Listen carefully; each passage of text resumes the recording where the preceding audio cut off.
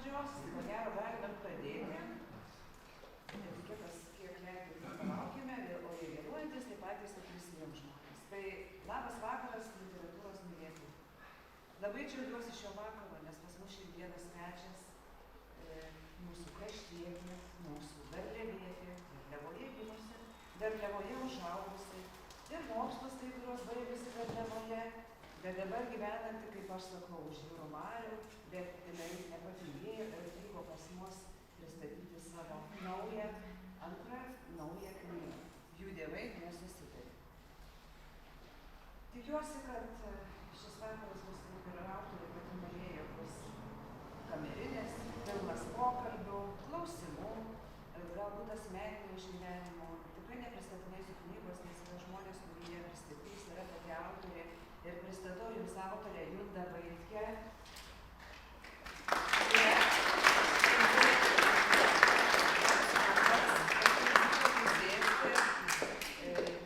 Su autorė atvažiavus taip pat poetė, literatūrologė Lina Buividavičiūtė, kurią taip pat kviečiu.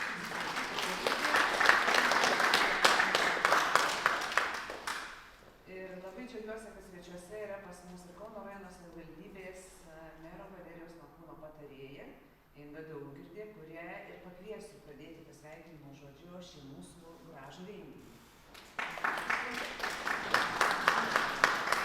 Vakaras visiems. Esu trupučiuką užkimus, tai labai atsiprašau, balsas nelabai skamba, nelabai gražus, bet žodžiai, kuriuos paskaitysiu, bus labai gražus. Taigi padėka Emilijai Jasiulytei Vaitkienei, rašytojai. Nuoširdžiai dėkoju už prasmingą literatūrinę veiklą, kuria garsinamas Kauno rajonas. Jūsų kūryba ir atsidavimas žodžiui praturtina bendruomenės kultūrinį gyvenimą, įkvepia skaitytojus bei skleidžia meilę literatūrai. Tegul jums nestinga kūrybinių minčių, sveikatos, aplinkinių pagarbos ir artimųjų palaikymo. Kauno rajono savivaldybės meras Valerijus Makūnas labai nuoširdžiai džiaugiasi, kad esate čia, labai nuoširdžiai džiaugiasi didžiulė jūsų sėkme, juk vis dėlto Garliava išėjo į pasaulį. Tai tikrai nuostabi puokštė nuo rajono savivaldybės vadovo ir dar labai teko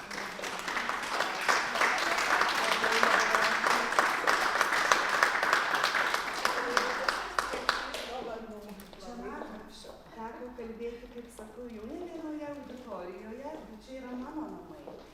Ir čia man bus kalbėti sunkiausia. Taip, kad jeigu jau rašo, kokia nubėgs, tai negalvokit, kad visai suskydau, bet čia iš tikrųjų, čia grįžti taip kaip į namus. Čia mano mokykla, čia mano direktorius, čia mano chemijos mokytoja. Mano pirmoji mokytoja atėjo, pati pirmoji. Čia mano mama.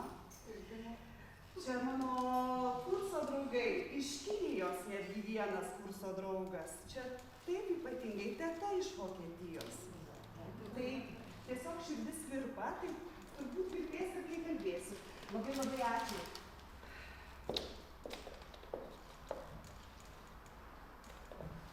Taigi, manau, nieko nelaukdami pradėkim.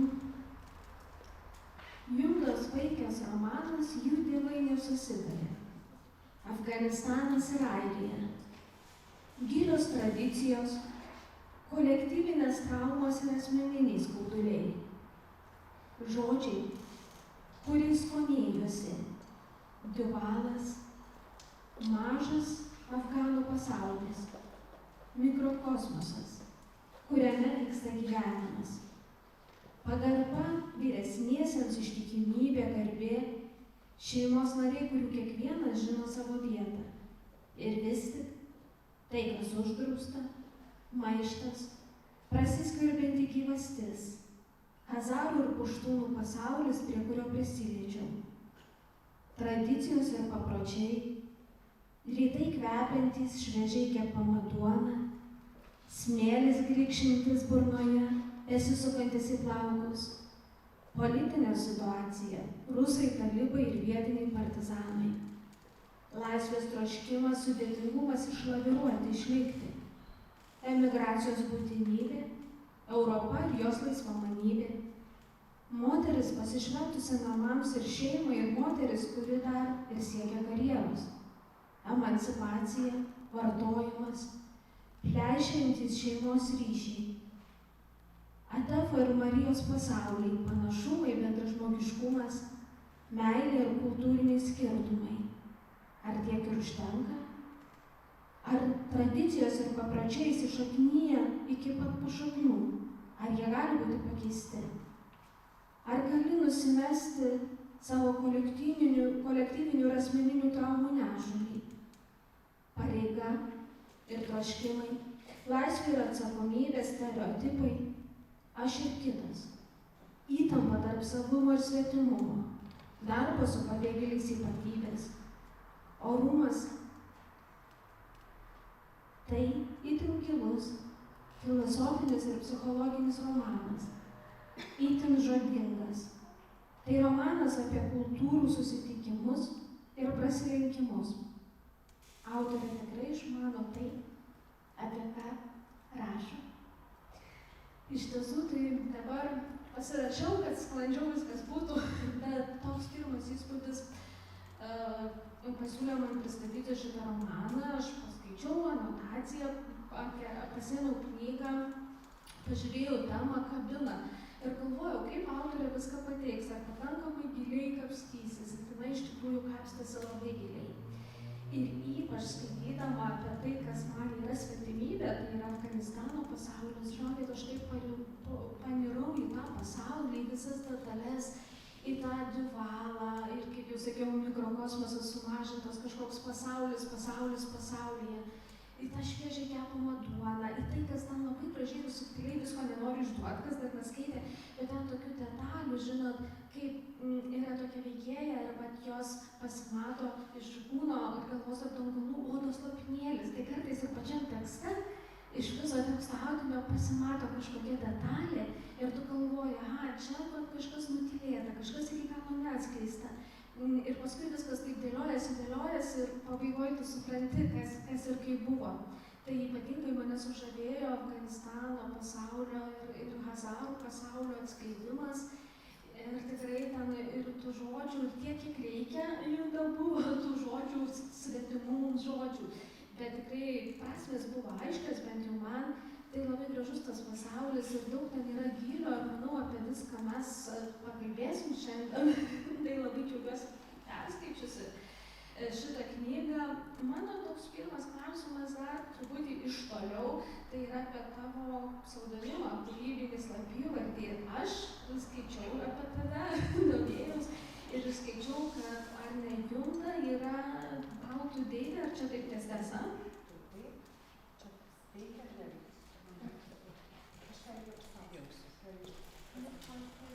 Čia visos tos technologijos. Gerai, veikia. Juna yra baltų deivė, karo deivė, bet, kaip sakoma, ne toji, kuri padeda laimėti kare, bet ta, kuri padeda nepadėti karo. Tai čia toks, manau, kad labai geras tas pavadinimas. O atsakymas labai paprastas, aš auginu dvi dukras ir jos abidvi yra pavadintos baltų deivių vardais. Ir kadangi ta mano pirmoji knyga prieš 4 metus, kuri buvo išleista, parašyta šiek tiek anksčiau, man buvo tas kūdikis, man buvo labai svarbu išsirinkti irgi neatsilikti nuo savo tų tikrųjų fizinių kūdikių ir išsirinkti tikrą gerą vardą. Man Junda labai gražu. Aš tikiu, kad Lietuvoje daugiau pradės šitų vardų vadinti mergaitės. Aha.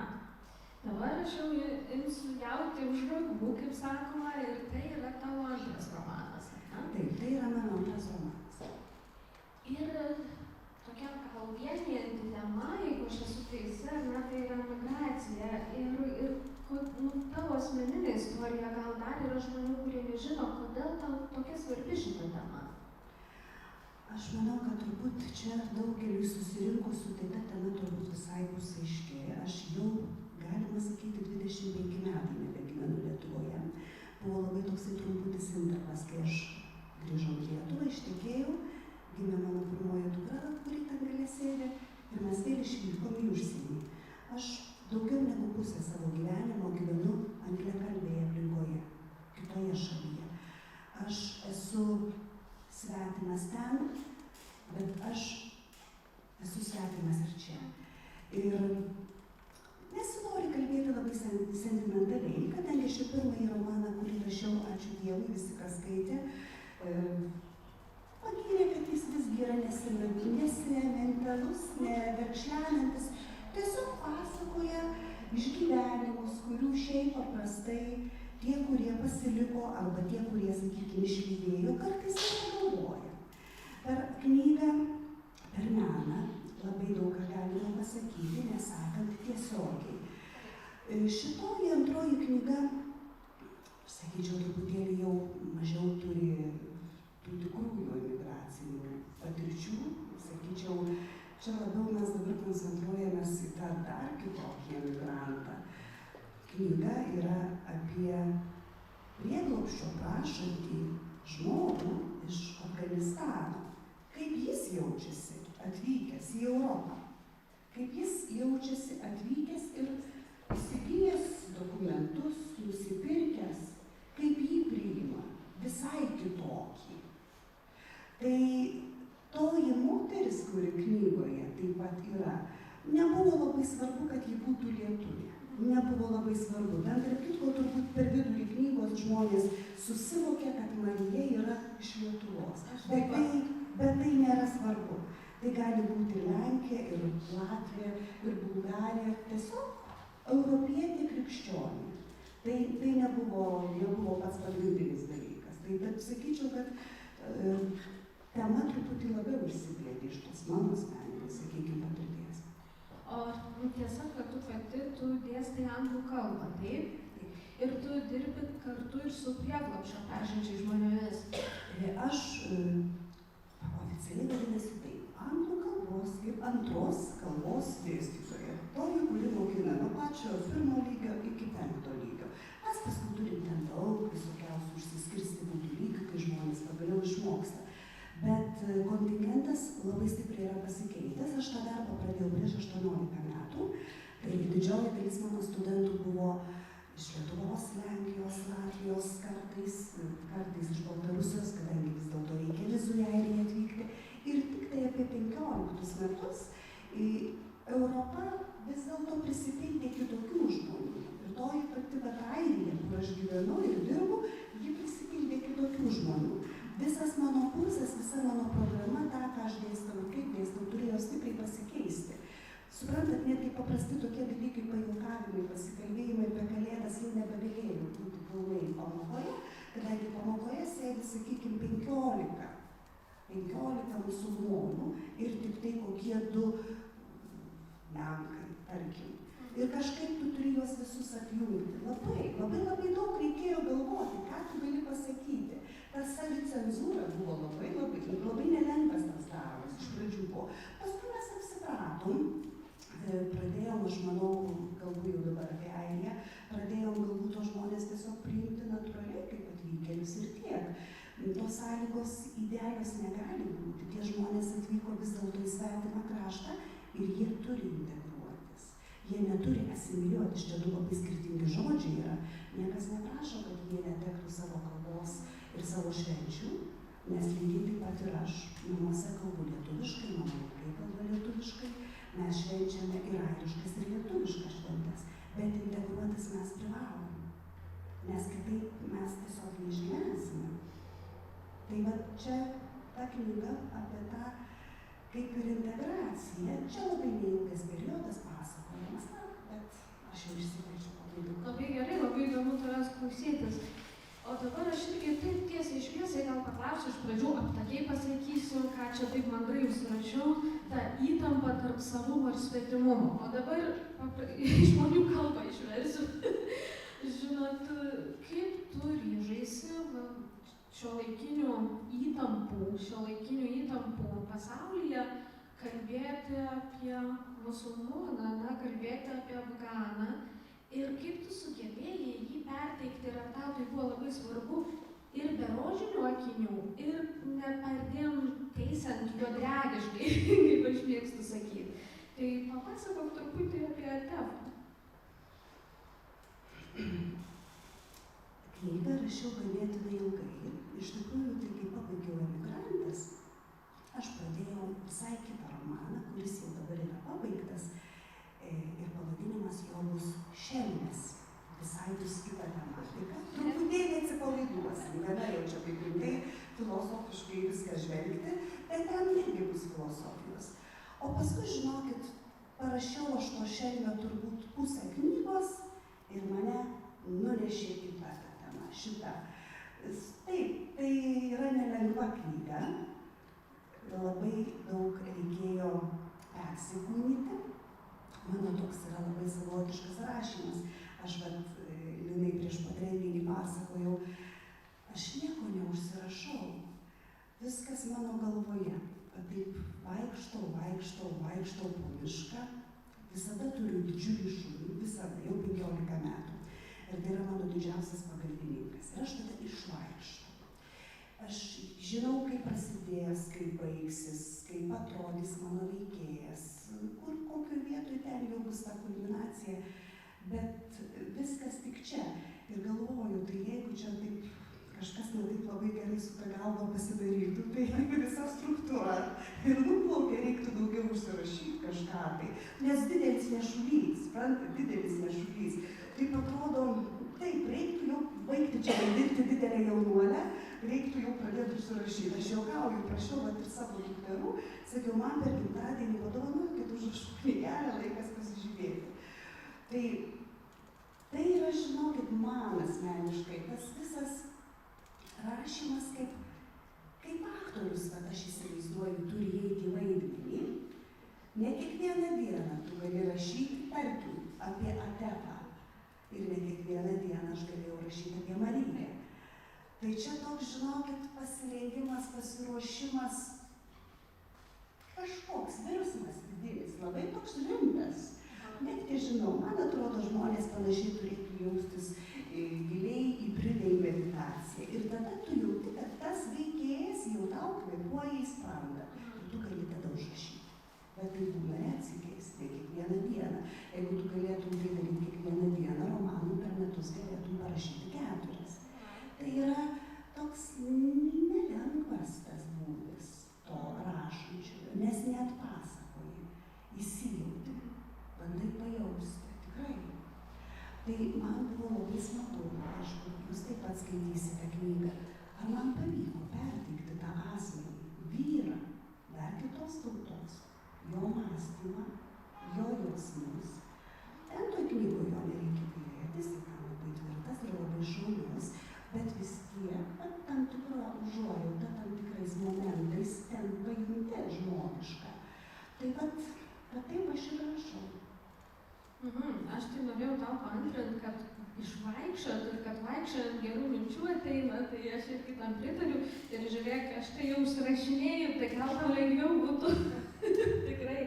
Nors ir taip viskas pavyksta, bet galbūt tas nešulys truputį palengvėtų. Tai čia ekskursas toks buvo. Žinai, galvojau aš apie Atefą, bet ir apskritai ypač apie, kaip sakiau, sukurtą Afganistano pasaulį, apie tą Duvalo pasaulį. Ką tu darei, kur tu sėmėsi įkvėpimo, tu naršiai skaitėjai, kaip surinkai tą medžiagą? Aš nemažai skaičiau, bet vis dėlto aš turėjau savo paskaitose labai daug iliustracijų. Labai dažnai būna taip. Pirmiausia, tai vis dėlto miestelis, kuriame aš gyvenau, vadinasi Monaganas, jis yra grafystės sostinė. Na ir žodžiu, mes esame suaugusiųjų mokymų centras. Labai daug įvairių žmonių ateina, tų pačių airių ateina. Pirmiausiai, sakykime, ateina afganistaniečiai vyrai. Sakykime taip, jie patikrina ištiria aplinką, ar tai yra saugi vieta atvesti moteris. Dažniausiai jos būna visai kituose kursuose. Moteris ir vyrai, ypač jeigu netekėjus moteris, jinai turi būti vis dėlto patalpinta kitur. Ir suprantat, tu lyg ir nestebi specialiai, bet tu stebi vis dėlto. Nebūtinai tą vieną tautybę, bet ir kitas. Pamatai, pastebi. Aš turiu išmokinti žmogų, dažniausiai nuo nulio. Įsivaizduokit, jis ateina visiškai nemokėdamas mano kalbos. Aš turiu labai limituotą laiką. Pavyzdžiui, tai yra 8 savaitės man paruošti žmogų, kad jisai pereitų į antrąjį lygį. Antrajame lygyje yra valstybiniai egzaminai. Aš neturiu kada žaisti. Ir man reikia kažkaip jį prisijaukinti, tą žmogų, kad aš jį pramokinčiau. Tai ir lyg ir nespecialiai, bet tu žiūri, kaip jis elgiasi, kaip jis kalba, kaip jis apsirengia. Man labai buvo įdomu su to moterim paskui. Mūsų lietuvių, mūsų europiečių nuostata tokia yra, kad jos, tokios užguitos. Vargšės mes taip sakom, ar ne, jos ten neturi jokio savo balso ir taip toliau. Kad žinokit visai ne. Kad visai žinokit ne. Jos ateina labai pasitikinčios. Man, taip įpratusiai matyti visai kitokį moterų pasaulį, tas visas apsirėdimas toksai atrodo, taigi tokia karšta diena, kodėl tu dabar turi su tais raitūzais būti. Bet jinai taip išdidžiai parodo savo tas auksinės, pavyzdžiui, apyrankės ir jų ten gal kokios 5. Tai jau rodo didelį statusą. Ir tu nejučia pradedi domėtis. Atsitinka toks dalykas, kad, sakykime, tos moterys, tai yra vis dėlto priprasta musulmonų tautose, nebūtinai tik tai šių. Jeigu tas mokytojas jiems patinka, jie taip pat, taip kaip jie supranta, tau rodo savo tą vadinamą mielaširdingumą, prielankumą. Pradeda nešti valgius ir patiekalus ir duonas. Ir tu kartais taip atsargiai, žinot, būna tas valgis man toli gražu nepanašus veikia, kad aš jį ragaučiau, bet aš nedrįstu pasakyti, kad ne. Ten knygoje yra rašoma apie tą vadinamą sumanų, tokia tikra ruda pliurzė. Jinai tragiškai atrodo. O ateina tokios užsidegusios akys. Jau žinokit, čia tai jau yra toks desertas. Savaitę maišėm puodą. Tai taip, kaip mes kūčiom turbūt senais laikais ruošdavomės, daigindavom ir taip toliau, ir aš privalau paragauti. O tada aš pradedu domėtis, o kas tai yra. Aš šiaip esu labai žingeidus žmogus. O čia tu paskui pradedi sujungti, kaip sako, taškiukas su taškiuku. Ir daug iš tikrųjų būtent aš tų gyvų iliustracijų daug turėjau. Taip, aš jas tikrinausi, ar aš teisingai viską supratau, nes žmonės matot iš skirtingų Afganistano sričių, truputėlį skirtingus dalykus pasakoja. Juk tokios tautos kaip afganistanietis tai nėra tokio dalyko, tai yra tik pilietybė. Jiegi yra mišinys. Puštūnai apie 35%, iš jų kilo Talibanas. Ir, sakykime, mano aprašomasis Atavas yra Hazaras. Tai yra visą laiką naikinta tauta Afganistane. Genocidai praėjo. Jų tikroji kalba buvo uždrausta. Ir va toj knygoj truputukai yra minima, ar ne, kaip motina Atavo sukalba tą tikrąją gimtąją kalbą ir taip pat prisidengia burną, nes jinai gali patekti į nemalonę. Aš toj knygoj labai neįsiplėčiau į tuos istorinius dalykus. Taip, kad per daug tikrai jinai nėra perkrauta. Kitas dalykas yra pasakojama vis dėlto vaiko akimis. Vaikystė, nesvarbu, kokioj šaly tu augtum, kokiam tu žemyne gimtum, jinai vis dėlto yra labai svarbi. Tai čia, kodėl aš pasakojau vis dėlto knygą tarsi 2 dalim, turbūt, kad jūs, mano skaitytojai, geriau susipažintumėte su tuo baisiuoju, tokiu siaurom akim, piktu metalinio veido Atafu, kuris kažkada buvo vaikiukas ir kuris irgi ir verkdavo, ir įsitvėręs mamos į šoną, taip pat dėl kažko liūdėdavo. Nes kai tu pamatai tą žmogų, bet kokį žmogų, kaip vaiką, tugi jam tampi atlaidesnis. Na, čia mano toks mąstymas. Taip, man atrodo, labai tiksliai sakai ir beklausydama tavęs, aš panorėjau dar 2 temas paliesti ir pirmą apie tas moteris, ar ne, nu tarkim, jų moterys ir mūsų moteris. Ir čia yra labai įdomus dalykas. Mes irgi diskutuodavom su draugėm, aš esu eilėraščių apie tai rašus ir kažkaip priėjom prie išvados, kad mes gal iki galo nesuprantam, nes labai lengva pasakyti, jos vargšės, ar ne, užguitos ir tokia pirminė, tikrai ta mintis, kita vertus, esu girdėjus, kad bent jau dalis tų moterų jaučias labai laimingos ir patenkintos savo gyvenimu. Ir čia kultūriniai dalykai, gal tai, kas įaugia į kraują, kas eina per kartas, bet vis tik santykiai Jatofo su Marija, tai kiša koją, ne šiek tiek, nes jisai, taip išduosiu, taip atsargiai, aha, čia moteris dirba, jeigu būtų mano moteris, tau gal nereikėtų visai to daryti ir tu rūpintumės tik. Arba vaikai, ne, Marijai labai svarbu, kad vaikai priimtų, o jam, tu atrodo, vaikai turi prisitaikyti prie tėvų gyvenimo, ir jie nelabai turi tokio balso, sakykime, kaip mūsų pasaulyje. Tai apie tas moteris dar ir tą moterų emancipaciją, gal kažką plačiau skleistum, kad tau svarbus buvo tas aspektas. Apie kurias moteris? Apie Mariją, tarkim, ar ne, ir Afganistano moteris, kurios vaizduojamos. Vis dėlto, žinokit, šitų dviejų moterų niekaip aš negalėčiau suvesti į vieną liniją. Aš manau, kad tai yra pernelyg priešingi vis dėlto tie dalykai. Gal tada man beveik labiau patiktų turbūt kalbėti tada bendrai apie žmonės. Man taip lengviau, gal aš kažkaip moterų atskirai kaip nuo vyrų nelabai matau. Čia matot, ta knyga, kaip ir jūs pačioj pradžioje paklausėt, iš tikrųjų tai reikėtų paklausti, taip pat truputį su jumoru, iš kur mergaitė tiek drąsos tokią knygą parašyti.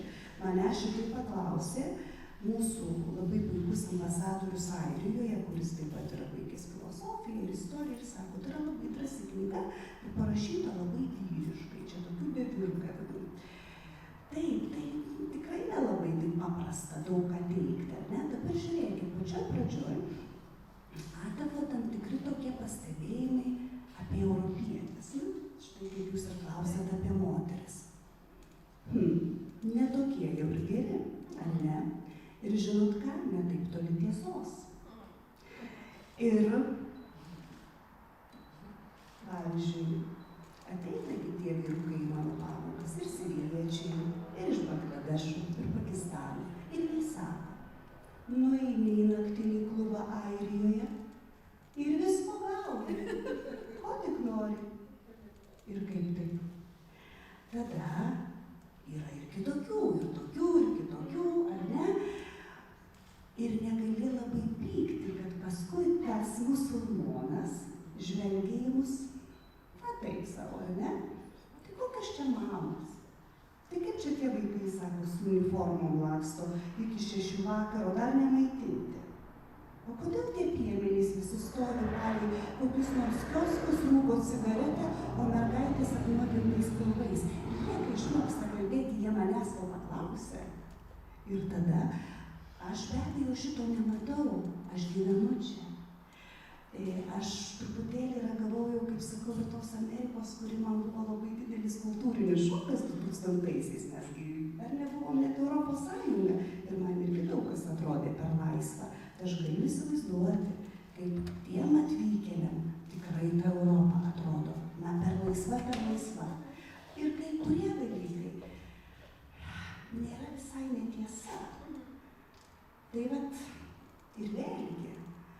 Taip, žinoma, sutinku, kad tom jų moterim tikrai turėtų būti teikiama daugiau mokslo ir viso kito, bet aš knygoje nenorėjau politikuoti ir dabar nenoriu politikuoti. Tai nėra politinė knyga jokių būdų, bet jų netgi palyginimas mūsų moterų ir jų moterų šiuolaikinis. Sunkiai tai būtų lyginama. Sunkiai lyginama vis dėlto. Jų samprata vis dėlto pati tokia švenčiausia yra kraujas ir šeima, ar ne? Savo kraujo negali išduoti. Ir man teko reikėti ne vieną jaunuolį, netgi tą, kuris, sakykime, pabaigė mokyklą, netgi tą pačią mokyklą, kur mano duktė mokėsi, jaunuolį. Ir atėjo metas, 21 metai, tuoktis. Tie jaunuoliai ir pasivažinėjo po puikiais automobiliais ir plaukai buvo nudažyti ir auskarai ausyse įverti. Tėvas pasakė, parvežam nuotaką iš Afganistano. Viskas. Jokių prieš. Šie vaikai dabar ir tie vaikinukai yra užaugę jau šitam krašte. Koks šventas tėvo žodis. Ar tai yra gerai, ar tai yra blogai, čia galim ir labai giliai vėl diskutuoti. tradicijos keičiasi, jos keisis, per dar turbūt 100 metų ir jų religija turės gerokai pasikeisti ir adaptuotis. Vis dėlto musulmonų religija, islamas yra dar labai nauja religija. Tai čia daug, čia tiek tų sluoksnių galima prikalbėti. Bet vis dėlto kai kurie dalykai, bet pagarba savo kraštui, savo šeimai yra gražūs dalykai. Aha, ir mane taip maloniai stebino, kaip Atefas, ne Atefas, reikia sakyti, aš kitaip Atefas, aš blogai kirčiavau, atsiprašau, tai Atefas. Ir pats, verčias per galvą, jis ten nelegaliai darbuojas, kad galėtų brolio vestuvėm pinigų, ir tai yra šventa. Čia yra garbė. Tengi knygoje ištisai yra sakoma garbė. O jau musulmonui netekti garbės, tai yra baisus dalykas. Kaip į dabar netekti garbės? Ir tu kaip vyresnis brolis, tu privalai. Tai yra tokia nerašyta taisyklė ir tai mes ne su vienu iš tikrųjų musulmonų apie tai kalbėję, sako, neduok Dieve būti tuo vyriausiu. Tas jaunėlis, tai sako, išėjo, išvažiavo. O man, bet štai, tėvai tengi jokių pensijų tai nėra. Na, žodžiu, jo našta didelė tenai, sakykime, šito konkrečiai asmens. Be abejo, žmogus gali elgtis ir kitaip. Gali, ir visokių yra tų žmonių faktas. Bet šitas konkretus žmogus vis dėlto pasirinko sekti taip, kaip jis buvo išmokintas. Labai įdomu ir aš kažkaip dar čia man papildomų kilo minčių ir aš susimąsčiau, kad kiekvienas iš mūsų, tarkim, ar mes būtume rytai, ar mes būtume Afganistanas, ar mes būtume Airija ar Lietuva, galim turėti savo asmeninių skaudulių ir traumų, kalbant apie asmeninių, nes Marija, irgi turi sunkumų labai didelių ir tai yra santykis, tai yra supratimas ir kad jie, sakysiu taip, vienos kultūros žmonės, dar negarantuoja, kad jie susikalbės ir čia yra toks labai įdomus dalykas. Ir kažkaip aš, pavyzdžiui, ir Marijai jaučiau empatiją. Kažkaip, tai nežinau, gal dar nori kažką papasakoti apie tai. Tiesiog, kaip ir sakiau, Marija buvo ištraukta tokia sugalvota. Be abejo, kad empatija ir jai reikia jausti. Aš tai iš tikrųjų jiems abiem labai didelę empatiją jaučiau. Tikrai taip. Ir tik tai tas, kas skaitė knygą, paskui, žmonės vis tiek man parašo ir kiti parašo viešai. Labai įvairių yra atsiliepimų, kadangi knyga vis dėlto yra tokia neįprasta tema. O čia štai dar lietuvė susiruošė rašyti tokią knygą, ar ne? Tai ten, sakykime, visokių labai ir negražių tų komentarų buvo. Kaip, kodėl, ką čia sugalvojo? Aš vis dėlto sakyčiau, kad knygą reikia iki galo perskaityti, nes aš tą knygą kaip tik ir bandau pasakyti, kad mes iš kokios šalies bebūtumėm, turėtumėm laikytis savo visgi tų tradicijų, neišsižadėti savo to balso, nepulti taip greitai priimti kažką kito. Tai gali būti ir betarpinė stotelė Airija, ar ne, kad Marija, tokių Marijų labai daug. Kaip rašytoja Šoblinskaitė sakė, šitą knygą būtų verta paskaityti visom jaunom mergaitėm, kad nukristų rožiniai akiniai. Tikrai geras dar vienas knygos veikimo būdas. Man dar čia šiaip irgi ekskursas, aš esu kalbėjus irgi apie tokias idiliškas meilės istorijas, kad, žinote, rožiniai akiniai, kad čia klaidina, tos saldžios meilės istorijos dažnai iš skirtingų visko būna, iš skirtingų kultūrų ir visa kita. Ir tas tikėjimas, kad tu gali jį pakeisti, kitą žmogų, iš esmės, arba, asimiliuoti iki galo. Tai čia, man atrodo, tavo knyga pasako, kad ne, kad ir tuo jinai yra gili, kad tai nėra taip, kad aš, atėjau į naują vietą ir viską kaip rūbą apsirengiau ir man pritiko idealiai.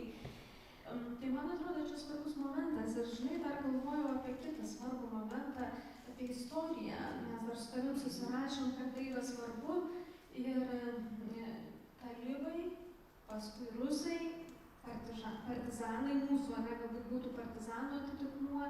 Ir tie istorijos skauduliai yra ir ta kolektyvinė trauma, man atrodo, jinai yra svarbi. Irgi papasakok plačiau apie tai.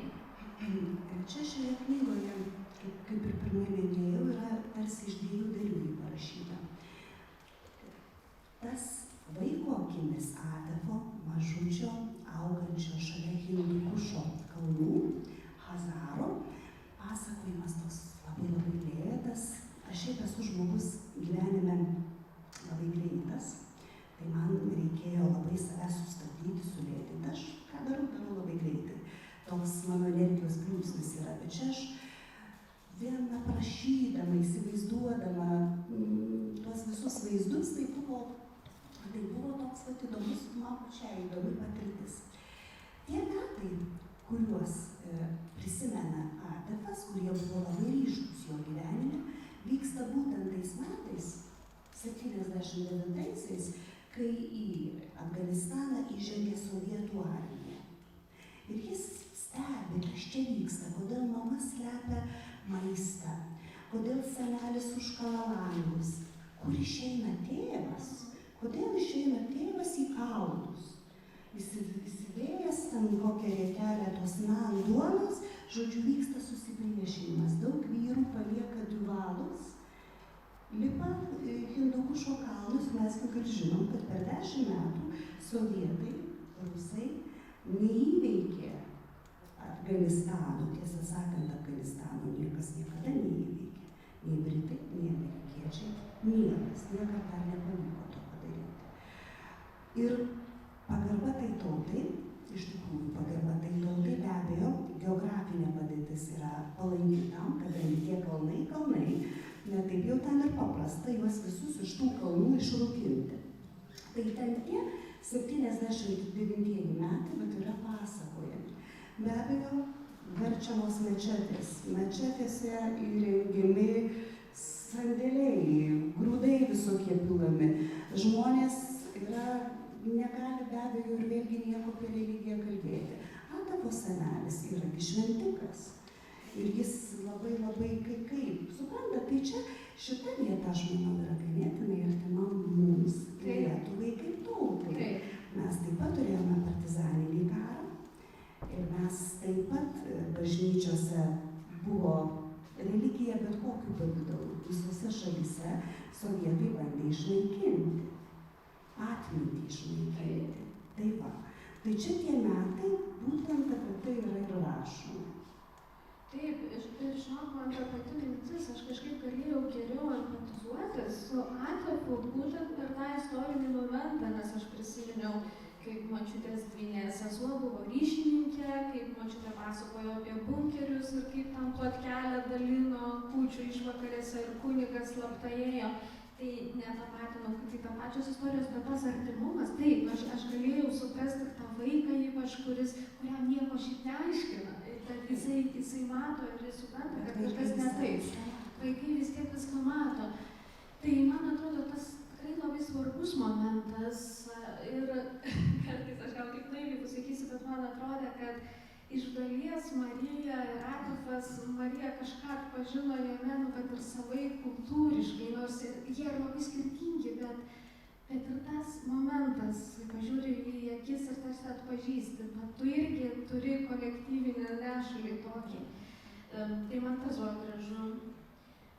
Gal dabar padarytume pauzę, o sakyk, kad tavo bičiulis paskaitys ištrauką, ar tu skaitysi? Bičiulį, ar paskaitysi? Jau bičiulį. Čia mano draugas iš Kinijos. Ir jis, žinokite, labai įdomiai tą mano knygą man paanalizavo. Tai yra žmogus iš dar kitokios kultūros. Juliau, ar tu galėtum tarti kokį žodį, bet nebūtinai. Žiūrėk, čia visai. Taip, mikrofoną prašom.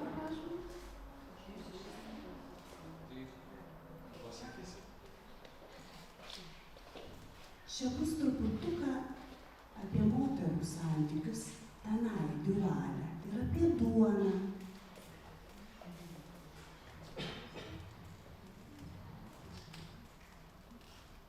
Atėjęs dar nežinau. Atefas kilsteli galvą, balsai viduje darosi vis garsesni, durys plačiai atvertos, veda tiesiai į virtuvę, kitaip užtrokštam nuo garų ir karščio. Mama atsikelia anksčiau už visus, dar brėkštant ir užmyniko tešlą duonai. Atefas kartą mamai nežinant stebėjo ją, kaip susikaupusi ji atsekėjo miltus, kaip šiltu vandeniu užpylė mieles, įpylė truputį cukraus ir gerai išmaišė. Kaip vanduo stiklinėje pavirto į balzganą, kaip mama kyštelėjo pirštą, paskui aplaižė, o tada įdėjo dar žiupsnelį. Ta neilgą akimirką Atefui pasidingojo, jog mama buvo panaši į senelį Huseiną, kai jis nusitvėrė savo misbahą, šnibžda maldas. Mama neturi misbaho ir nekalba maldų, bet ji turi duoną ir turi ankstyvą rytą tik savo. Štai tokia susikaupusi, bet kartu ir laisva jie atrodė. Ir Atefas niekuomet daugiau nedrįso šnipinėti, suprasdamas, kad tai nėra tik paprastas duonos kepimas. Mama rytais pakursto tandorį, ši per naktį būna išvėsusi, jų namuose visuomet šviežia duona, ne vakarykštė, o šio ryto, šviežia ir kvepianti, su traškia plutele ir visada gražios spalvos. Duona negali būti pelenų spalvos, antraip jie neatneš jėgų. Turėti kasdien šviežios duonos yra garbės reikalas ir senasis Huseinas niekuomet neužmiršta tuo pasipuikuoti. Kas kartą, ką nors apsilankius jų gyvavę, jis pabrėžia, kad Fatima, jo marti, kuo puikiausiai perėmė Karimos receptą ir papročius. Duoną kas rytą kepdavo jo žmona, dabar kepa vyresniojo sūnaus žmona, keps ir anūkų žmonos. Tai pasakęs, senelis visuomet valiūkiškai žvilgteli į Atefą, kartais net cakteli liežuviu. Atefas pasižada savo, kad būtinai išsirinks tokią vykusią žmoną, kuri mokės paprastus miltus paversti duoną, kuri irgi kelsis anksti ryte, bet žiūrės ugniai ir užminkys tešlą. Balsai viduje ima priminti dviejų nesuderintų instrumentų griežimą, kai vienas groja savo, o kitas savo. Mama kalba greitai, per greitai. Aja, kas neįtikėtinai keista. Kalba tuo pačiu metu ir jos balsas netgi aiškesnis už mamos. Negi Ajos balsas piktas, niekiek nenusileidžiantis. Ir Atefą paima ne tik smalsumas, bet ir susirūpinimas. Jis palieka ąsotį kuradęs ir patyliukais prieina prie pravertų durų. Aš jau 5 metus kepu duoną šioje virtuvėje ir kepsiu. Mama net nesustoja, kad atgautų kvapą. Ir nežadu niekam užleisti savo vietos. Tai aš kas rytą keliuosi ir kurstau ugnį, minkau tešlą. Huseinas nori, kad aš iškepčiau jam duonos. Duonos pagal mūsų mamos receptą. Atefas net išverčia akis išgirdęs Ają pavadinant senelį vardu. Tu visada kepi duoną pagal jo buvusio žmonos receptą. Jis nebenori galvoti apie buvusią žmoną. Kokia nesąmonė, pamano Atefas. Seneliui juk patinka mamos kepama duona. Jis ją gyrė kiekvieną kartą, kai kas nors pasirodo jų gyvavę. Kaip senelis galėtų pamiršti senąją Karimą? Juk ji buvo jo žmona. Ji tikriausiai buvo jo žmona daug ilgiau, nei buvo pastatytas šis gyvalas. Aš nesitrauksiu iš virtuvės, kol man taip nepasakys pats Huseinas. Mamos balsas jau apyverksmis. Atrodo, kad šią akimirką jos kalbėtųsi visai ne apie duoną, bet apie kai ką žymiai svarbiau. Atefas daugiau nebestovi už durų, o įpuola vidun ir prilekia prie mamos. Jis neklysta. Mamos akys pilnos vandens, bet ji dar neverkia. Jis čiupteli Ają už jos lieso riešo. Kodėl tu negali kepti kažko kito? Tu juk gali kepti kažką kitą. Atefas susijaudina, ima kartoti tos pačius žodžius. Oras virtuvėje tampa sunkus, toks sunkus, kad nelengva net įkvėpti, o apie iškvėpimą ir iš viso nėra kalbos. Mamos akys įsmeigtos į Ają net nemirkteli, bet Aja, tylioji Aja, taip pat nenuleidžia akių ir galų gale sako: aš esu Huseino žmona. Ir tai, nors visiems absoliučiai žinoma, nuskamba kaip kažkokia nauja, tvirta tiesa, kuri beje yra net parašu patvirtinta. Toji tiesa pasirodo bus daug akivaizdesnė, nei visi tikėjosi. Mama pasitaiso skarą, užsimaukia ją taip žemai ant kaktos, kad net akių nesimato, o tada rėžia gyvatė ir išskuba iš virtuvės. Atefas nežino, kur ji eina ir neišbėga iš paskos, bet susitikęs su Ajos akimis paantrina mamos žodžius. Ir nuo to nei palengvėja, nei ką, tik skonis burnoje lieka lyg priplėkusios už vakarykštės duonos. Aš čia norėčiau truputėlį paaiškinti dar tokią vieną vietelę. Ten tame romane yra tokia viena moteris, Aja, jaunutė, graži, Atefo mamos sesuo, kuri atsiranda jų Diuvale, jų namuose vieną naktį, nuo kažko bėgdama. Ir niekas nežino, ką dabar su ją daryti, kur ją dabar padėti, kur ją paslėpti. Moteris, jau lyg tai ir metuose, kad turėtų ištekėti, dar pabėgusi, o pabėgusi nuo santuokos su puštūnu. Tai čia dar yra viena tokia linija, jinai ten taip truputėlį yra įdėta, įvilkta. Atefui be abejo ta moteris, jo teta, jaunutė, graži teta yra įdomi. Ir jis visą gyvenimą ją iki pat galo prisimena. Ir netgi pasižada savo, kad kai kurie dalykai jo gyvenime neatsitiks taip, kaip atsitiko Ajai ir Kaledui. Tai čia tegul irgi lieka truputėlį, bet čia yra tų dviejų seserų pokalbis apie tą duoną. Ir viena, ir kita yra tame Diuvale, ir tai vėlgi hierarchija. Moterų hierarchija musulmonų kraštuose taip pat yra labai ryški ir pakankamai daug metų turi prabėgti ir praeiti, kad mama kažkuo tai taptų, kad jau jinai galėtų visiems nurodinėti, ką daryti, kaip daryti, kad ji taptų autoritetu. Vyram paprasčiau. Moterys kepa ir dar reikia pagimdyti vaikų. O geriausia būtų, kad tai būtų sūnus, tai tada hierarchija irgi jau kita. Ten knygoje yra toks labai iškalbingas epizodas, kai dvi šeimininkės tarsi varžosi, kurios duona skanesnė. Ir vyrai ragauja ir vertina. Ir čia irgi labai subtilus tos hierarchijos arba viršenybės momentas. Man labai patiko Ajos personažas ir ten daug tokių irgi, kai tu supranti, kad iš ko jinai yra ištekėjusi, kas iš tikrųjų prie ko širdis linksta, ir ta tokia pakankamai tragiška, man atrodo, netgi gal nepakankamai nereikia, tai tragiška linija jaunos moters, kuri neturi užtarimo ir kuri turi tenkintis tuo jau grinai trupiniu, kuris yra pamertas. Ir seserų santykis man patiko, jis irgi toks gilus, nevienareikšmiškas santykis, tai man tas buvo labai įdomu.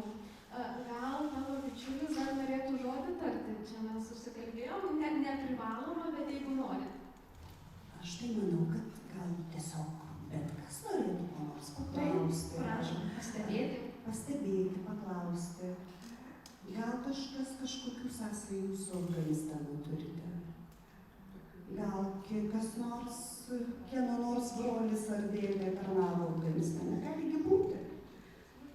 Bet pristatymas bus ketvirtadienį Klaipėdoje ir tarp kitko vyrai, kurie yra tarnavę Afganistane, žadai tarė gyvėti.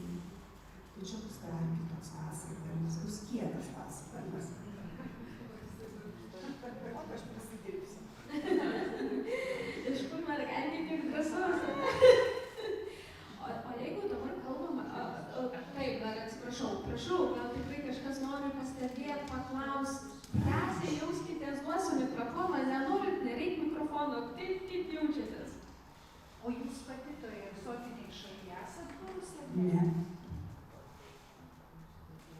Ir būtent toje konkrečiai tikiuosi niekada nebūti.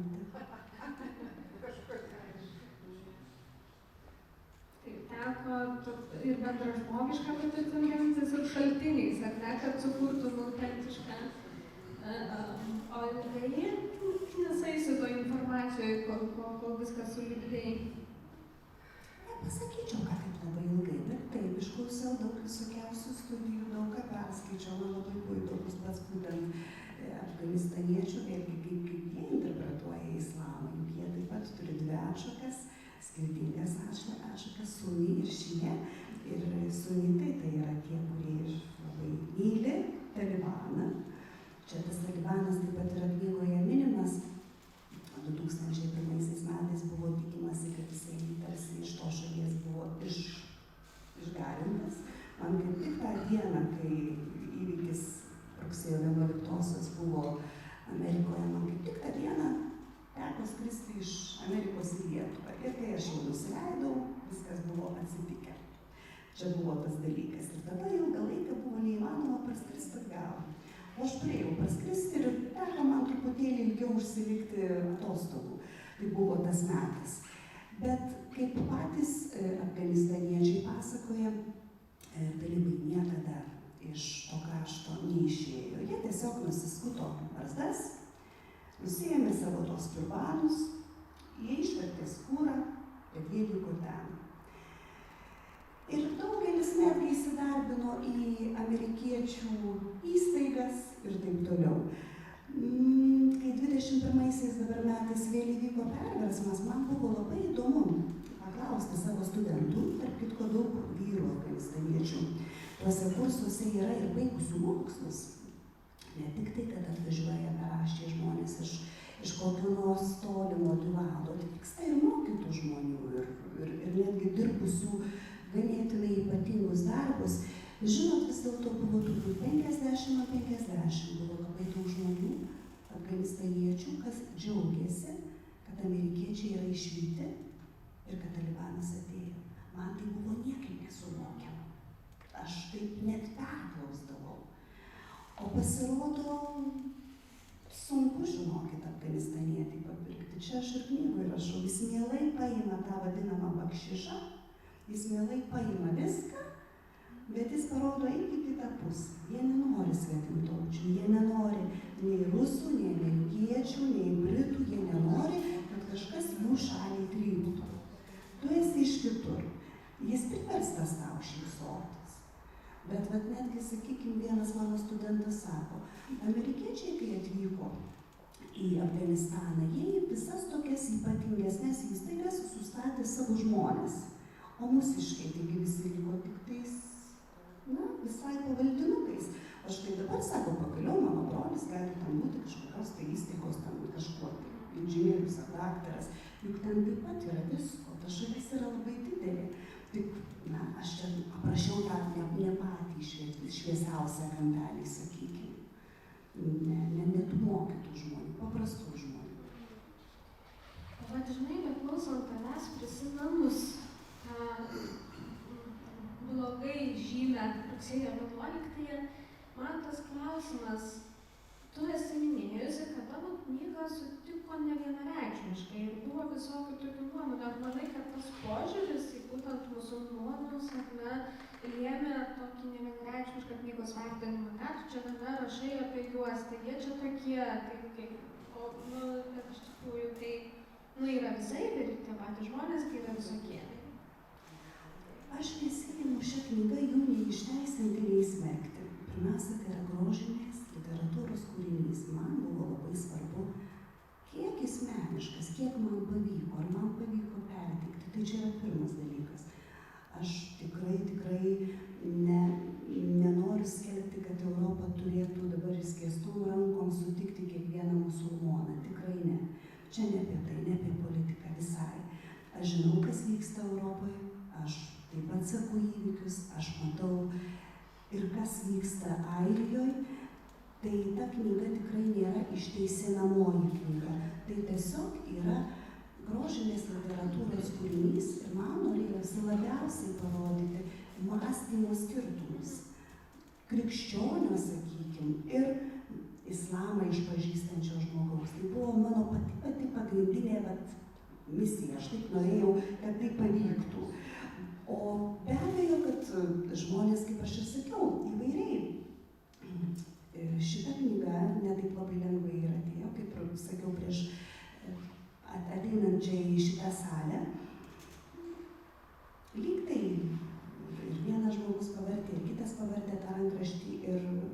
visai galbūt tiesiai, bet sakė, kad na, per drąsu leisti ją. Na ir galų gale taip vat nutiko, kad mane paragino, dabar net nebelabai prisiminsiu tiksliai kas, sako, tu pabandyk vis dėlto į Lietuvos pačią geriausią leidyklą, į Lietuvos rašytojų sąjungos leidyklą. Ai, sakau, kažkaip gal nedrąsu. Ir aš pabandžiau. Ir aš po 3 savaičių gavau atsakymą, kad jie ima. Tai manau, kad viskas čia gerai su ta knyga. Tai su knyga tikrai viskas gerai, su mūsų stereotipais galima pasakyti. Ir tikrai, gal drįsiu tai pasakyti, vis dar prestižinė leidykla išleido tavo knygą, jie patikėjo ir tai yra svarbu. Ir aš suprantu, kodėl jie patikėjo tavo knygą, nes tai tikrai to verta. Žinai, kad čia dabar ir pati savo atsakymą užsiminė apie skirtumus ir knygoje, ar ne, tokie skirtumai. O kas vis dėlto mus labiausiai jungia? Šitą atsakymą esu ne vieną kartą pateikusi, tai labai gerai esu užsitrenirusi, pasakysiu. Žinot, koks žmogus beateitų, bet į mano klasę, sakykime, įvairiausių. Ašgi nežinau, kokie ateina. Jie neturi kai kurie jokio identiteto. Jie dar nepraėjo migracinės tarnybos visų patikrinimų. Jisai sako, kad jis yra tas ir tas. Aš nežinau, kas jis yra. Bet, kai pradedi žmogaus klausti apie jo šalį, paskui apie mamą, apie vaikus, viskas pasidaro kitaip, šilčiau, šviesiau. Aš esu turėjusi labai daug pamokų, kur man teko mokyti siriečius vyrus, irgi prieglobsčio prašantis, bet tiesiog pilna salė tų žmonių, daug jų sėdi, vieni vyrai, nežinau, kodėl man jis vyrus patikė, sakė, kad kažkaip šita moteris sugeba neišsigąsti. Ir iš tikrųjų, aš to neišsigąstu. Ir prisišvieti tada visokių, sakyk, ir jie mes nesusikalbam. Juk jie, aš tai nemoku arabiškai, o jie nemoka mano kalbos. Rankom, kojom, pradedi baksnuoti jiems į jų žemėlapį. Kiekvienas nori parodyti, iš kurio jis kampo. Kas ten aplinkui, gal kalnai, gal jūra. Kokia duona, ir vėl ta duona, ir ypatinga ta duona. Tuo pat žiūrėk, tie siriečiai atneša tau jau tos duonos tiek ir tiek, kad tu gali valgyti visą savaitę. Bet žmona iškepė, dukra iškepė, suprantat, Marti iškepė. Čia yra va tas.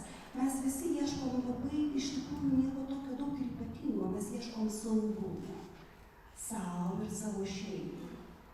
Pirmiausiai, ta šeima tegul ne kiekvienas galbūt esam sukūrę savo asmeninę, bet kiekvienas iš kažkokios ateina. Ir tai yra šventa. Ir kuo tu tampi vyresnis, o aš jau dabar tampu vyresnė, nieko švenčiau už tai nėra. Ir už tai man čia tas sėdėjimas toj garliavoj yra ypatingas. Ir man, žinokit, virpa paširdžiai. Ir aš labai tik tai gerai vaidinu.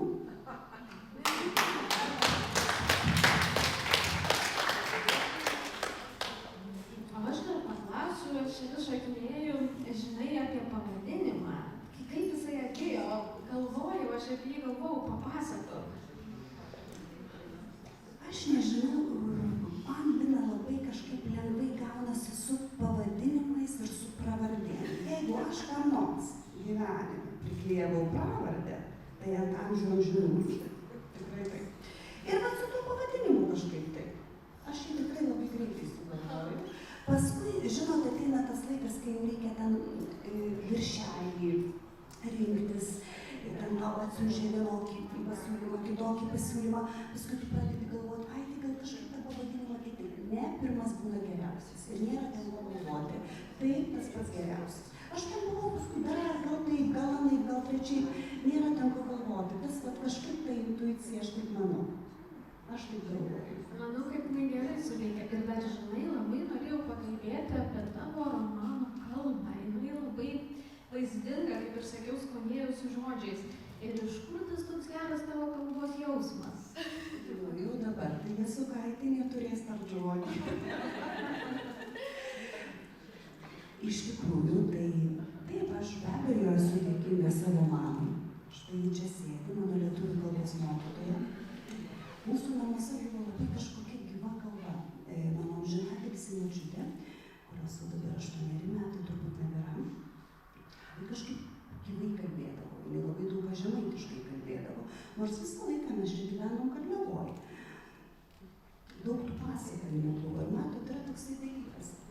Vėlgi, koks tas vaikas, čia truputį nukrypsiu, bet atsakysiu į klausimą.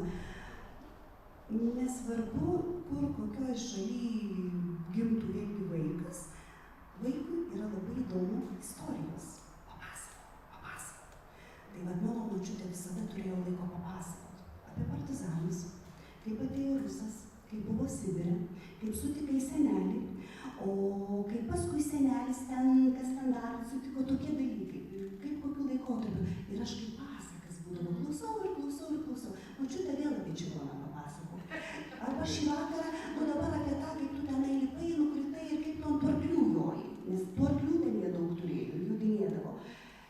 Ir jinai labai gyvai mokėdavo papasakoti. Ir taip mokėdavo ir pasijuokti, ir pasišaipyti, taip jautriai. Ir žinokit, va tose emigrantėse, aš net nemaniau, kad manyje tiek yra tų žodžių, tų struktūrų likę. Tai vat kas dar yra tų emigrančių, aišku, ją dabar sunku būtų jau rasti, nes jos nėra niekur pirkti, bet bibliotekoje, man atrodo, dar jinai yra. Tai ten aš sudėjau labai daug tų tarmiškų tokių žodžių. Aš taip augau.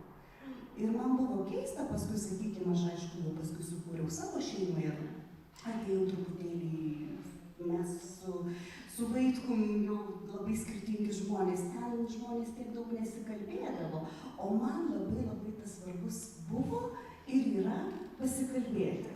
Ir aš be abejo labai džiaugiuosi, kad dabar auginu 2 dukras.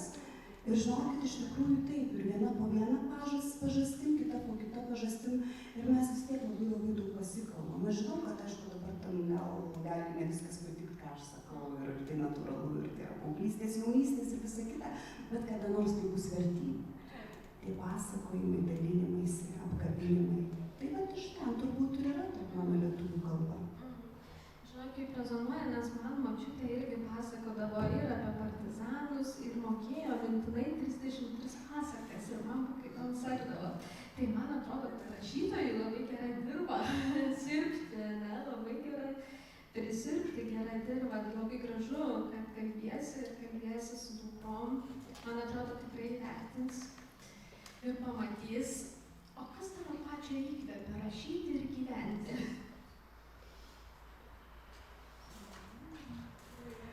Čia toksai, kiekvieną dieną turbūt atsakytum vis kitaip. Man rašyti pradėjau prieš 10 metų. Lygiai prieš 10 metų, netgi atsimenu tą dieną, kada rašinėdavau truputį. Tokį tarsi dienoraštį, tarsi vaizdinius, tarsi kokią novelę. Paskui skrendant į Ameriką dingo pusę mano bagažo ir visi tie mano rašiniai kažkur dingo. Tarsi taip kaip, na, sakykime, man tai buvo sakykime, buvo man labai daug tekstų. Ir paskui kažkaip pat vieną lietingą dieną Airijoje, aš negalėčiau labai konkrečiai pasakyti, kodėl man tarsi išsprogo mano pirmojo romano Emigrančių Reda, tokia labai pikta ponia, kurią visi, kas skaitė, įsimylėjo iš karto, nes jinai buvo labai gera. Tikra gili, bet tokia jauri boba. Labai gyvenimo nuskriausta, paralyžiuota ir taip toliau, suprantate. Ir pasipylė, žinokit, matyt, visą laiką aš nežiojausi kažkur užantyje, užspaustą. Ir tada jau rašiau. Ir kaip sakau, rašiau pačiu tokiu tikrai įtempčiausiu, sunkiausiu savo gyvenimo laikotarpiu. Kažkaip taip. Ir rašysiu, žinokit, ir toliau. Labai džiaugiuosi, kad ir toliau rašysi, bet dar papasakok, sakei, neužsirašinėjai. Tiesiog viduje ten tos struktūros kažkokios dėliojas. O kaip, pavyzdžiui, daug redaguoji? Ir kaip sekėsi apskritai su tavo knygų redaktoriais dirbti? Sekėsi su redaktoriais dirbti ypatingai gerai. Aš dėl šito antrojo romano truputuką pergyvenau, kadangi tikrai ta kalba tokia yra savotiška. Tikrai. Dar tokį truputį pasipasakosiu, pasiguosiu. Aš dar knyga, kai buvo neišleista, gabaliuką buvau nusiuntusi į vieną kultūrinį leidinį. Ir visus tuos žodžius, kur man parašė. Ir paskui, aišku, žinot, gyvenime, kai knyga jau išeina, tas pats žmogus, kuris tave sudirbo, ima ir labiausiai tave paskui giria ir sako, oi, kokia knyga puikiai. Nesvarbu, nieko tokio. Redagavimas daiktas irgi toksai ypatingas. Patarimų gali įvairiausių prisiklausyti. Vienas, sakykime, sako, ai, ištrink šitą, visiškai ištrink. O kitas sako, ne, čia pats grožis, pats gerumas. Tu labai turi klausytis pats savęs. Tai pirmas dalykas. Aš sutinku su rišliaja kalba, su stiliu visas tas, bet iš esmės tu vis dėlto turi turėti gana griežtą nuostatą ir vis dėlto netrinti, ką tau pasakė ten ar ten. Nes labai skirtingai žmonės pataria. Ir jie visi yra mokyti, jie visi, sakykime, yra dirbantis toje srityje. Nežinau net, kas liktų ten iš to tavo kūrinio, skeletas liktų, jeigu tu klausytum visos nuomonės. Man labai gerai sekėsi. Šiuo atveju redaktorė buvo Janina Riškutė ir mes nei vieno karto dėl nieko, viskas tiko. Buvo pataisyta viso labo gal keletas ten vietų ir aš tikrai, tas man buvo labai svarbu, labai įdomu, žmogus supras, ką aš čia bandau pasakyti. Labai viskas puikiai. Mes nei vieno karto nebeturėjom suimtinėtis viena kitai. Tai sakau, kad tiesiog man pasisekė. O man dar, žinok, girdėjo toks klausimas. Jau truputį reikia. Tai gerai, tai vieną kitą klausimą, nedaug jau labai turiu, ar anglų kalba nebandai rašyti, ar nebandai? Ne, nebandžiau. Dėl to, kad anglų kalba yra mano nesielos kalba. Darbinė. Tai be abejo, aš kalbu angliškai laisvai. Aš privalau tai daryti, bet aš ją nei sapnuoju, nei svajoju. Ir paskutinis mano klausimas, tavo tolimesni kūrybiniai planai. Rašai, ką nors užduosi skaitytojams? Taip, jau pradėjau. Trečiąjį romaną, dabar su tuo trečiuoju dar matysim, kas čia bus, jis yra parašytas, jis yra atiduotas, sakykime, dabar leidyklų teismui, matysim, kas gausis. Tai kaip ir prieš tai juokavau, tai bus knyga apie pusamžį vyrą. Na, vyrai, laikykitės. Bus, žinot, mes visą laiką čia taip pasijuokėm vis iš tų moterų, tai sijonai per ilgi, tai per trumpi, tai plaukai tokie, tai klimaksas, tai menopauzės, tai menstruacijos, o vyrai lieka vis kažkokie nepataršyti. Tai va taip užsinorėjau.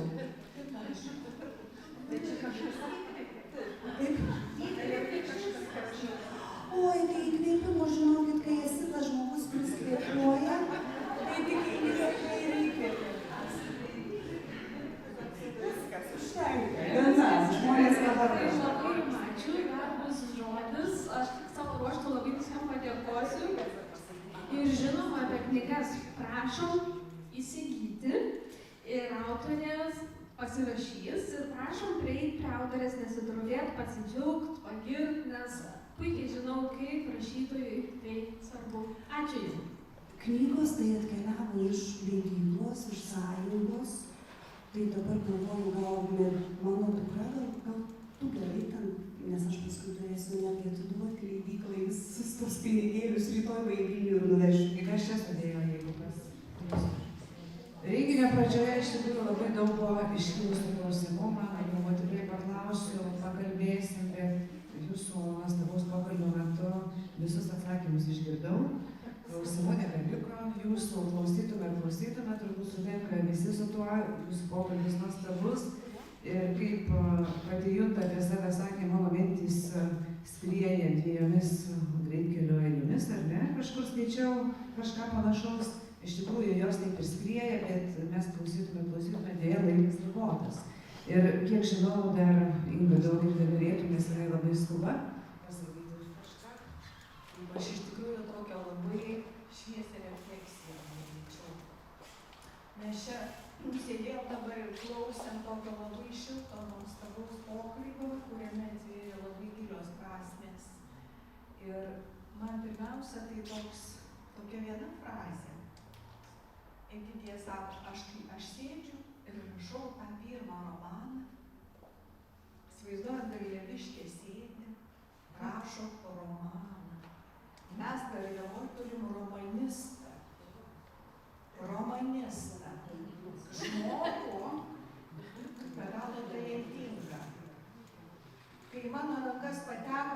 pirmasis romanas Emigrantės, man teko apie jį rašyti Amerikos lietuvių spaudai, aš skaičiau ir aš galvojau, kokį pasaulį čia aš patekau. Kad šitaip jaunas žmogus sugebėtų išplėtoti romano struktūrą, kad tu neturi prie ko prikibti teorinių požiūrių. Literatūrologas, tu negali sukritikuoti net norėdamas rasti ten kažko, prie ko tu galėtum prikibti. Ir tą padarė žmogus, rašydamas pirmą savo kūrinį. Aš buvau sukrėsta. Aš atsimenu, jau tada į tuometinę savo darbo įstaigą ir sakau, žiūrėkit žmonės, ką aš turiu. Neįmanoma patikėti. Tekstas, kuris iškopė realiai į lietuvių literatūros viršūnes. Iškopė. Ir tai yra objektyvu. Kitas dalykas, aš labai sužavėjo pati tema ir buvo akivaizdu, kad Egidija atvėrė tokius pasaulius, kurių mes, lietuviai, dar taip gerai nepažinom. Emigrantės yra veiksmas vyksta Čikagoje, atsiveria visa Čikagos aplinka, Amerika, Amerikos gyvenimo dinamika, pulsas. Ir tu skaitai ir stebi, kaip žmogus geba vaizduoti aplinką, kokias aplinkos detalės jisai pastebi.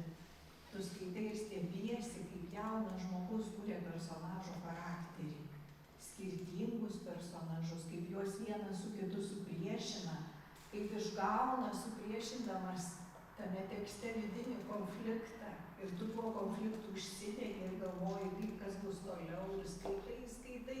Ir žinot, būna taip, kai tu tą knygą valgai ir nenori, kad pasibaigtų. Tai va toks įspūdis buvo perskaičius Emigrantės, o kalba apskritai pagerėjo. Nes lietuvių literatūroje šiuo laikotarpiu labai būdinga yra tekstai, kurių kalba yra labai skurdi. Bet kad būtų šitokia metaforika, kad ten pulsuoja tokie pasauliai ir žodis yra toks vaizdingas, na tai buvo nepaprasta. Šitas kūrinys Jų dievai nesusitarė, po ano man buvo labai netikėtas.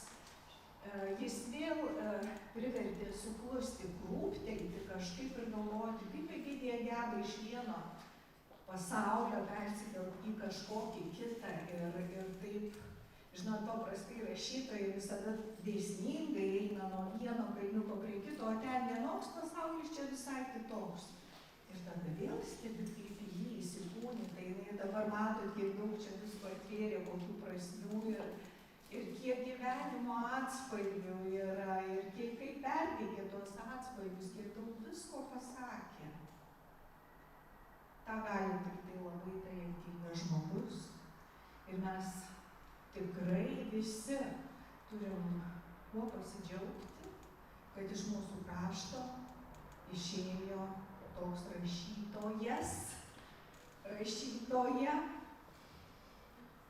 kuri jau eina pačiom aukščiausiom literatūrinėm linijom objektyviai. Ir jeigu literatūrologijos pasaulyje dar kažkas kažko nepasakė, tai reikia žinoti, kad bus laikas, kai pasakys. Nes kartais nepasako dar, kai būna visi sutrikę ir galvoja, kaip čia ir kas čia. Bet ateina laikas, kai pasako. Tai aš manau, kad Egidijos mama, mokytoja Jasukaitienė, pasiekė aukščiausius savo gyvenimo tikslus, išugdžius šitą literatą.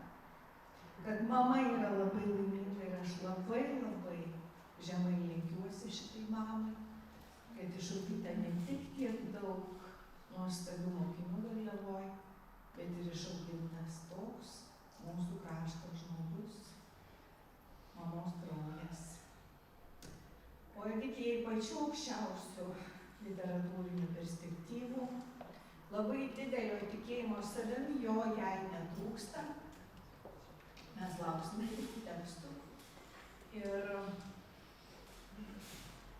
nereikia kapoti tų vyrų. Jų ir taip mažėja. O dar jeigu pjūviai per literatūrą, tai tada salė jų visai nebus.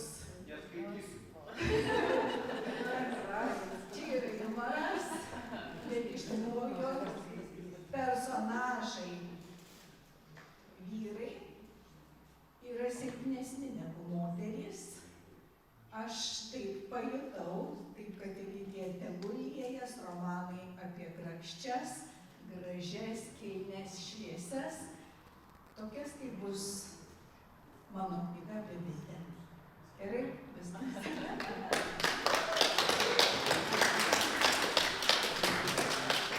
Dar kartą labai gražiai kalbėjot, labai ačiū. Tai dar primenu, kad prašom įsigyti knygą ir kreipti autorės. Ačiū.